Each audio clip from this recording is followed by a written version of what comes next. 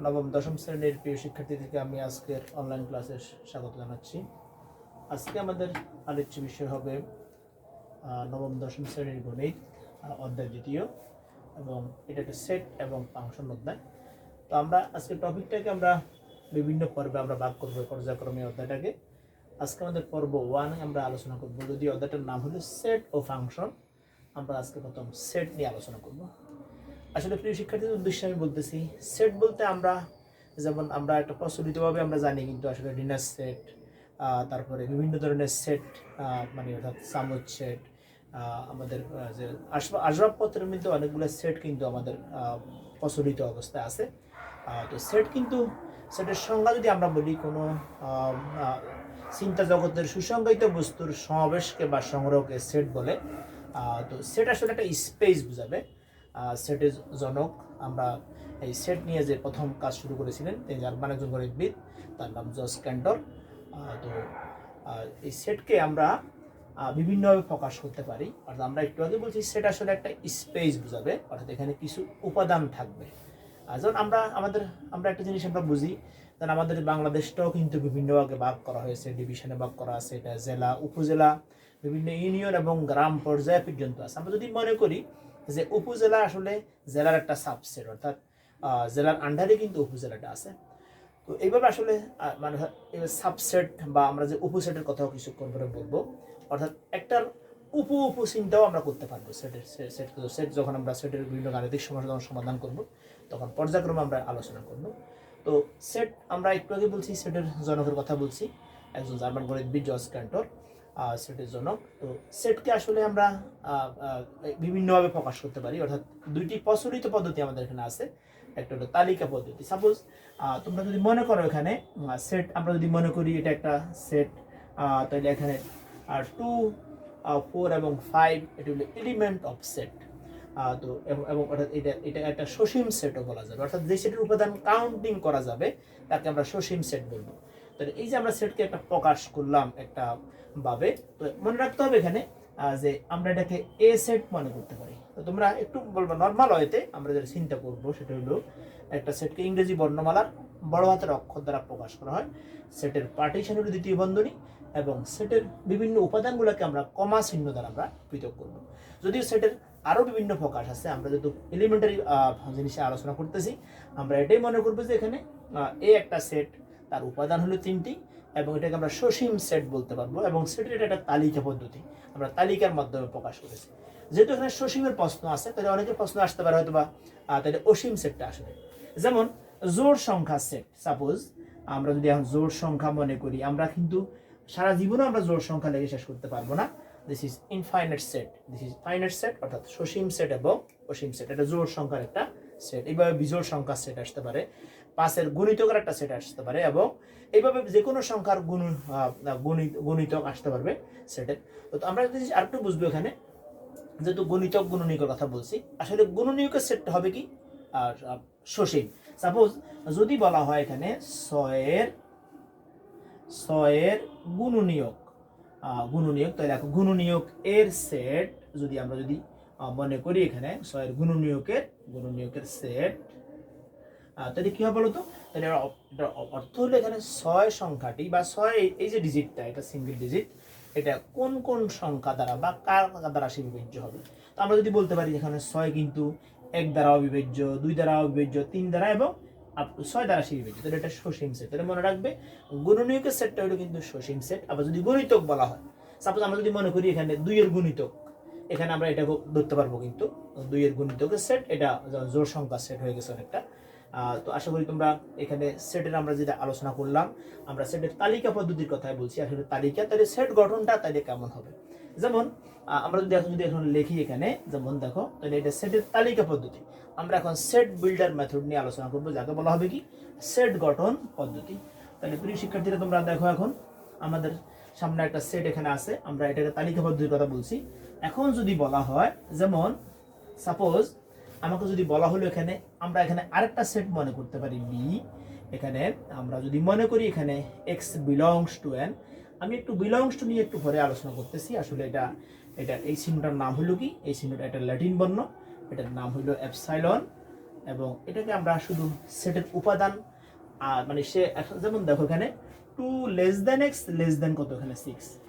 এখানে আমরা আরেকটু কথা তোমাদের বলতে চাই, যেটা যে আমরা একটু এলিমেন্ট নিয়ে প্রথমে আলোচনা করি, তারপর আমরা এটা নিয়ে আলোচনা করব। সাপোজ আমরা আবার একটু ফিরে যাই, আমরা ডি আর একটা সেট মনে করি। এখানে মনে করো এখানে 2 5 কত এখানে 6 আছে, 2 4 6। তাহলে এখন আমরা স্পষ্ট বুঝতে পারতেছি এখানে 2 হলো কার এলিমেন্ট, ডি এর একটা এলিমেন্ট, এবং 4 ডি এর এলিমেন্ট, এবং 6 কিন্তু ডি এর এলিমেন্ট। তাহলে আমরা কিভাবে লিখবো, 2 বিলংস টু কত এখানে ডি, এটা প্রকাশটা এইভাবে হবে। এবং তারপরে 4 কত এখানে বিলংস টু কত এখানে এ হবে। দেখো 0 কিন্তু এই ডি সেটের অন্তর্ভুক্ত নয়, তাহলে আমরা কিভাবে লিখবো, 0 ডাজন্ট বিলংস টু কত এখানে এ। তাহলে আমি আশা করি তোমরা এই বিলংস টু অর্থাৎ এটা একটা এপসাইলন, একটা ল্যাটিন বর্ণ, এটা আমরা সেটে ব্যবহার করব, অর্থাৎ সেটের উপাদান অথবা উপাদান কি হবে কি হবে না আমরা সেটাই এখানে আলোচনা করব। তো আশা করি তোমরা এই বিলংস টু চিহ্নটা এখানে বুঝতে পারছো। আরেকটা জিনিস তোমাদেরকে আমি আলোচনা করতে চাই, সেটা হলো এখানে এক্স বিলংস টু এন এখানে আছে। এই বিলংস টু এন মানে তাহলে এনটা আমরা বুঝতে পারছি, তোমরা নিম্ন ক্লাস এন সম্বন্ধে আর তোমরা জেনেছো, অষ্টম শ্রেণীতে তোমরা এই এনের পরিচিতি তোমরা পেয়ে গেছো। আশা করি এনটাকে বলা হয় ন্যাচারাল নাম্বার অফ সেট, অর্থাৎ ন্যাচারাল নাম্বার সেট এটা one kind of infinite set, এবং এটাকেও আমরা কোনোদিন লিখে শেষ করতে পারবো না। অর্থাৎ এখানে মনে রাখতে হবে natural number is positive integer. তো এখানে আমরা একটা জিনিস বলতে, ন্যাচারাল নাম্বারের সবচেয়ে ক্ষুদ্রতম মেম্বার কি এখানে 1, এবং সর্বোচ্চ মেম্বার অনেক বড় ধরনের হইতে পারবে এখানে। তাহলে মনে রাখবা natural number not belongs to 0, অর্থাৎ তোমরা মনে রাখবা 0 নট বিলংস টু কত এখানে n, এবং -2 বা any minus number not belongs to n হবে, এবং ফ্র্যাকশনও নট বিলংস টু এখানে n হবে। আশা করি তোমরা এটা বুঝতে পারছো ন্যাচারাল নাম্বার। তাহলে ন্যাচারাল নাম্বারটা কি, এটাকে আমরা n দ্বারা প্রকাশ করি। This is natural number of set, বা বেঙ্গলিতে আমরা এটাকে বলবো স্বাভাবিক সংখ্যার সেট। এবং ন্যাচারাল নাম্বারের সবচেয়ে ছোট সদস্যটা কত 1, এবং সর্বোচ্চ সদস্যটা অনেক বড় হবে, সেটা আমরা পরিমাপ করতে পারবো না, সেটা সারা জীবন লিখলেও কিন্তু শেষ হবে না। তো আশা করি তোমরা এটা অবশ্যই বুঝতে পারছো যে এখানে 0 নট বিলংস, অর্থাৎ natural number never negative, never fraction, never 0। আমরা এখানে একটু আগে আমরা কিন্তু এর কথা বলছি, আসলে এগুলো কি হবে, এগুলো আমরা ডি মনে করতে পারি। দেখো এখানে ডি হবে, তোমরা আশা করি ডিটা বুঝতে পারছো। আমরা এখানে এইটা এ হবে না, যেহেতু এই সেটটাকে আমরা ডি হিসাবে আমরা মিন করছি, তাহলে আমরা এটাকে ডি এ লিখলে বেশি ভালো হবে আর কি। তাহলে প্রিয় শিক্ষার্থী দেখো এখন এখানে, তাহলে এটা একটা সলকের মাধ্যমে তোমরা অবশ্যই খেয়াল করবে। এখানে এক্স একটি সলক, আমরা আগেই বলছি বা আমরা বলতেছি এখন তোমাদেরকে, সলক কাকে বলে। অর্থাৎ সলক হলো যে রাশির মান পরিবর্তনশীল, তাকে আমরা সলক বলি। যেমন এখানে এক্স এর মানটা কি পরিবর্তনশীল হবে, অর্থাৎ এখানে আমরা জানি এক্স এর মান কখনো একটা জায়গায় স্থির থাকবে না, এক্স এর বিভিন্ন মান হইতে পারে। এই জন্য এক্স বিলংস টু বলতে আমরা এখানে পুরা গোষ্ঠীকে আমরা বুঝাবো। তো পুরো গোষ্ঠী বললেও আমরা এখানে বলছি এটা তাকে একটা সীমার মাধ্যমে আমরা আবদ্ধ করে রাখছি। তো দেখো এটা লোয়ার লিমিট কত 2 এবং আপার লিমিট কত এখানে 6, এর মধ্যে কিন্তু এই মানগুলো হবে। তাহলে এখন আমরা ধরে নিব, যদি বলা হয় এতকে তালিকা পদ্ধতিতে প্রকাশ করো, তাহলে কি হয় বলো তো, তালিকা পদ্ধতিতে প্রকাশ করলে এখানে আমার 2 এর থেকে বড় সংখ্যা কোনটা বলো তো, 2 এর থেকে কিন্তু 2.1ও কিন্তু বড়। কিন্তু আমরা আগে বলছি যে ন্যাচারাল নাম্বার নেভার ফ্র্যাকশন আর ন্যাচারাল ভগ্নাংশ হবে না, তাহলে কি লেখা যাবে এখানে বলো তো, লেখা যাবে 3 4 কত এখানে 5 লেখা যাবে। অর্থাৎ এখানে তাহলে তোমরা অবশ্যই বুঝতে পারছো, আমরা একটু আগে যে বলেছিলাম যে সেটকে আমরা দুইটা পদ্ধতিতে প্রকাশ করি, একটা হলো তালিকা পদ্ধতি, আর একটা হলো সেট বিল্ডার পদ্ধতি। অর্থাৎ তালিকা থেকে আমরা এখানে সেট বিল্ডার থেকে, অর্থাৎ সেট গঠন থেকে এই তালিকা পদ্ধতি হবে।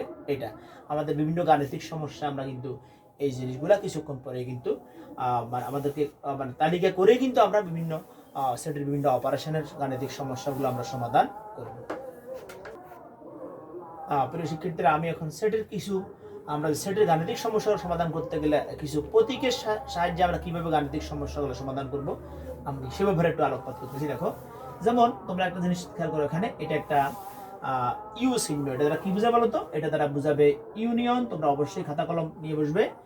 ইউনিয়ন বা এটাকে আমরা বলবো কি সংযোগ, বা আমরা এটাকে বলবো কি, আমরা এটাকে যোগও বলি, এবং আমরা এটাকে কি বলতে পারি বলো তো, আমরা এটাকে বলতে পারি অর্থাৎ এখানে লসাগুর কনসেপ্টটা অনেক সময় এখানে কাজে লাগবে। লসাগু যদিও কমপ্লিটলি লসাগু নয়, এবং আমরা এটাকে কাপ চিহ্ন দ্বারা আমরা প্রকাশ করতে পারি, কাপ পেয়ালা।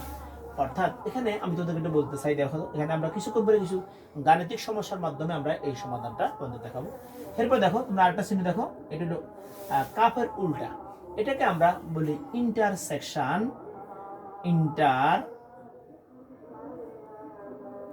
ইন্টারসেকশন বা এটাকে আমরা বলি ছেদবিন্দুর মতো, এবং আমরা এটাকে কমনও বলতে পারি, কমন, এবং আমরা এটাকে গসাগু বলতে পারি। গসাগু মানে শুধু কমনটা বোঝায়, গসাগু। এবং ফাইনালি আমরা এটাকে ক্যাপ, এটা যেহেতু টুপির মতো আছে আমরা এটা টুপি বলতে পারবো।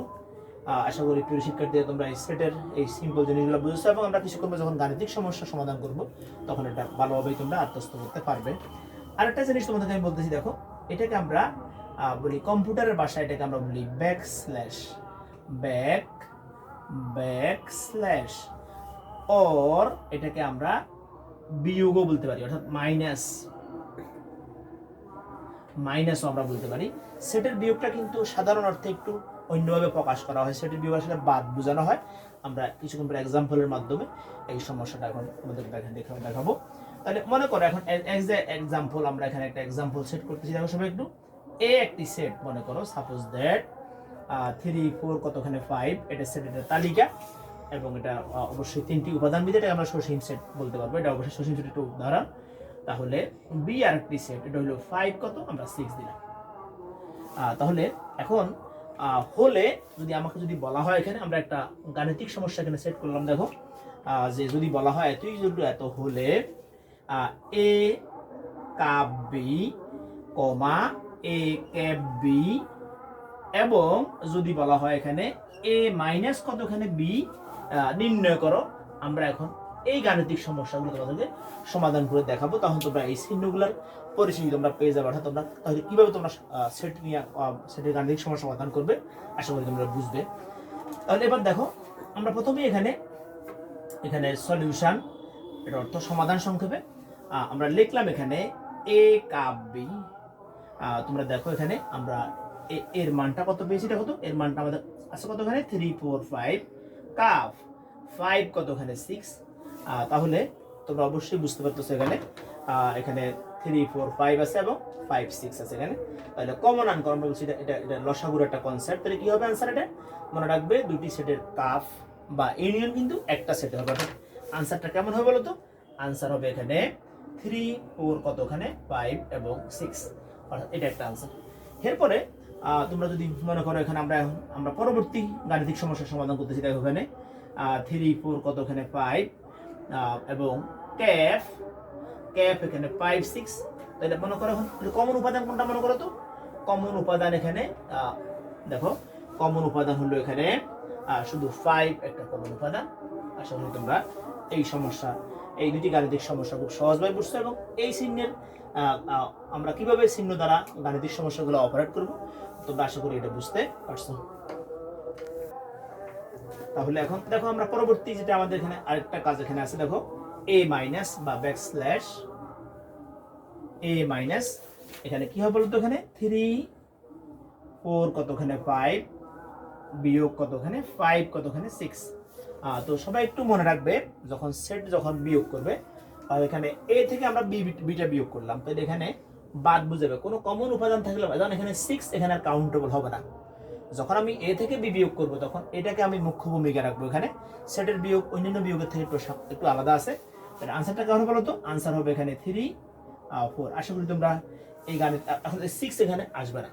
অনুরূপভাবে যদি আমরা মনে করি এখানে যেমন বি মাইনাস কতখানে এ, তাহলে দেখো 5 6 বিয়োগ কত হবে এখানে 3 4 কতখানে 5, তাহলে দেখো এখানে শুধু 5টা এখানে বাদ হবে।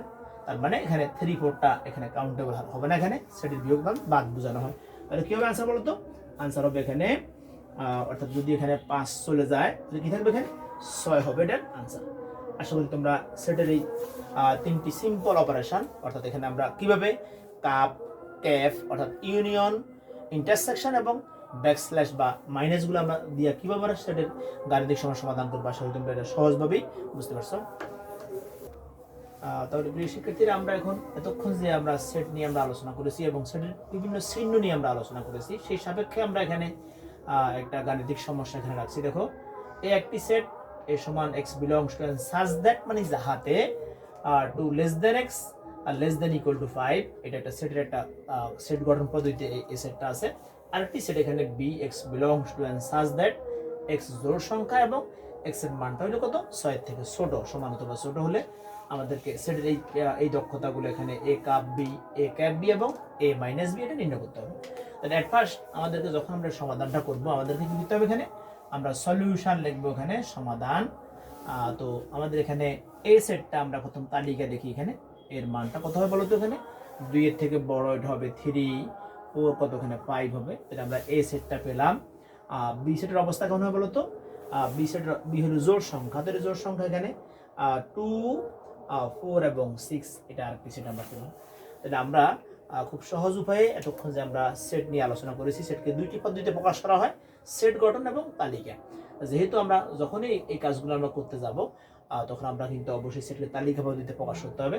আমরা প্রকাশ করলাম উদ্দীপকের আলোকে, এবং নাও আমরা এখানে কি করবো, এ কাপ বি আমরা বের করবো। দেখো এখানে সুতরাং এখন এ কাপ বি, এই কাপ বিটা কেমন হবে বলতো, যেহেতু এর মানটা আমরা পেয়েছি কত 3, 4, 5, কাপ কতখানে বির মানটা হলো 4, 5 কতখানে 6।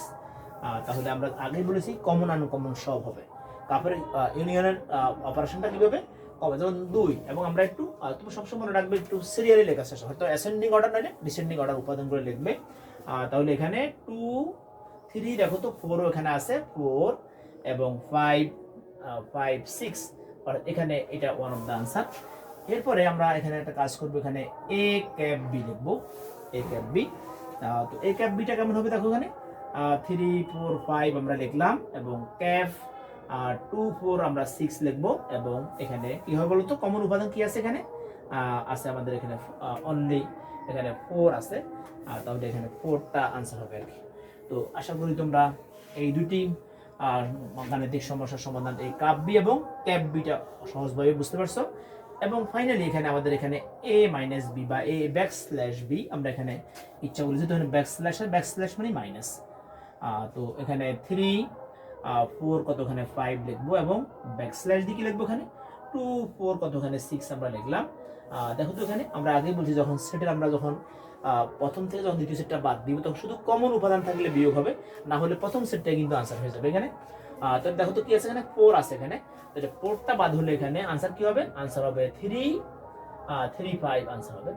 আশা করি তোমরা প্রিয় শিক্ষার্থীরা তোমরা সহজভাবে আজকে আমাদের আলোচনার সাপেক্ষে আমরা যে গাণিতিক সমস্যা এখন মাত্র করলাম, সমাধান করলাম, তোমরা খুব সহজভাবেই কিন্তু এই সমাধানটা বুঝতে পারছো আশা করি। প্রিয় শিক্ষার্থীরা আজকে আমরা একটি গাণিতিক সমস্যা এখানে তোমাদের জন্য রেখেছি। এখন এটা করার জন্য আমাদেরকে আরো যে জিনিসগুলো জানতে হবে, দেখো এখানে আমি তোমাদেরকে একটু ফাঁকা সেট নিয়ে কথা বলতেছি, দেখো। তো তারপরে তোমরা এই গাণিতিক সমস্যা নিজেরাই প্র্যাকটিস করতে পারবে আশা করি। যেমন এখানে সেটের বিয়োগ যখন আমরা করব, যেমন আমরা যে কোনো সংখ্যা থেকে যদি যে কোনো সংখ্যা বাদ দিয়ে আমরা সাধারণত কি লিখি, আমরা 0 লিখি। তো সেটের যখন তোমরা বিয়োগ করবে তখন তোমরা যেমন সাপোজ 1, 2 বিয়োগ কত, ওখানে 1, 2 আছে, তো এটা কিন্তু 0 লেখা যাবে না। এটা কি লিখবো, আমরা লিখবো এখানে অরি, মানে এটা একটা ফাঁকা সেট, কোনো যেহেতু 1, 2 এখান থেকে চলে গেছে, অর আমরা লিখবো কত, এখানে এই চিহ্নটা লিখবো। তো এই চিহ্নটার নামটা তোমরা এটা জানতে হবে, এটা একটা ল্যাটিন বর্ণ, এটার নামটা আমরা বলি অরি। তো এইভাবে এখানে হয়তো তোমার একটা টার্মস এখানে আসবে। সাপোজ আমরা একটু হিন্টস দিচ্ছি তোমাদেরকে, একটা কিছু সংকেত এখানে ব্যবহার করতেছি যেন তোমরা খুব সহজভাবেই সমাধানটা করতে পারো। হিন্টস সংকেত, যেমন মনে করো এখানে আমরা দিলাম একটা পি একটি সেট, উপাদানগুলো হলো 2, 3, এবং কিউ আর একটি সেট, উপাদানগুলো এখানে 3, বা এখানে আমরা লিখবো কত 4 লিখলাম। তো এখন যেমন দেখো এখানে ফি ক্যাপ কতখানে কিউ, অর্থাৎ এদের মধ্যে কোনো কমন উপাদান নাই বিদায়।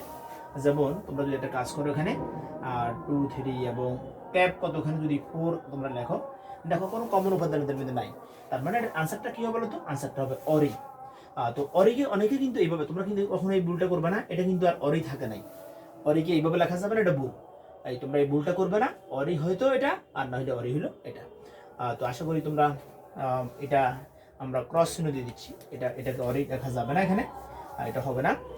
তো এখন আমরা একটা গাণিতিক সমস্যা এখানে দেখতেছি, দেখো এ একটি সেট 1, 3, 5 বা তাদের উপাদান, বি আর একটি সেট 2, 4, 6 এবং সি আর একটি সেট এবং তার উপাদানগুলো কত 3, 4, 5, 6, 7 হলে প্রমাণ করে যে বা দেখাও যে এত সময় এত। তো তোমাদের যদি আমি একটু বলতেছি, দেখো তোমরা যখনই সমাধানটা করবে তখন তোমরা এখানে এ ক্যাপ বিটা আগে বের করবে, তারপরে এ ক্যাপ বি করবে এবং বি ক্যাপ সি করবে। তারপরে তোমরা বাম পক্ষ ডান পক্ষ খুব সহজভাবেই সমাধান করতে পারবে। আশা করি প্রিয় শিক্ষার্থীরা, আজকে আমাদের সেটের এলিমেন্টারি একটা চ্যাপ্টার নিয়ে আমরা ওটাকে পর্ব 1 আজ আমরা জাস্ট মানে খুব সামান্য কিছু একটা শিখন পল নিয়ে আমি আলোচনা করেছি সেটের। আমরা ধারাবাহিকভাবে সেটের আরও কিছু চ্যাপ্টার বা আরও কিছু অনলাইন ক্লাস আমরা এখানে আলোচনা করব। তোমরা আশা করি ক্লাসে মনোযোগী হবে এবং তোমরা যখনই ক্লাসটা করবে তখন তোমরা খাতা কলম নিয়ে বসবে এবং প্রয়োজনীয় কিছু নোট তোমরা খাতায় লিপিবদ্ধ করবে। তাহলে ধারাবাহিকভাবে তোমরা ক্লাসগুলো তোমরা ভালো করে বুঝতে পারবে। আশা করি তোমরা তোমাদের এই ক্লাসগুলো নিজেও দেখবে এবং তোমাদের বন্ধুদেরকে এই ক্লাসগুলো দেখতে বলবে। কারণ যেহেতু কোভিড-19 কারণে আমাদের গতানুগতিক ক্লাসগুলো হচ্ছে না বিদায়, তো আমরা আমাদের শিখনটা অনেকটাই অনলাইন নির্ভর হয়ে গেছে এখন। তোমরা ক্লাসগুলো দেখবে মনোযোগ দিয়ে এবং অন্যদেরকে দেখার জন্য উদ্বুদ্ধ করবে এবং কোনো ধরনের কোনো সমস্যা পড়লে তোমরা আমাদের সাথে সরাসরি যোগাযোগ করবে। আশা করি তোমরা আজকের এই ক্লাসটা সেটের এই এলিমেন্টারি ক্লাসটা খুব ভালোভাবেই বুঝতে পারছো এবং তোমাদের সকলের মঙ্গল কামনা করে আজকের অনলাইন ক্লাস আমি এখানেই সমাপ্ত ঘোষণা করলাম।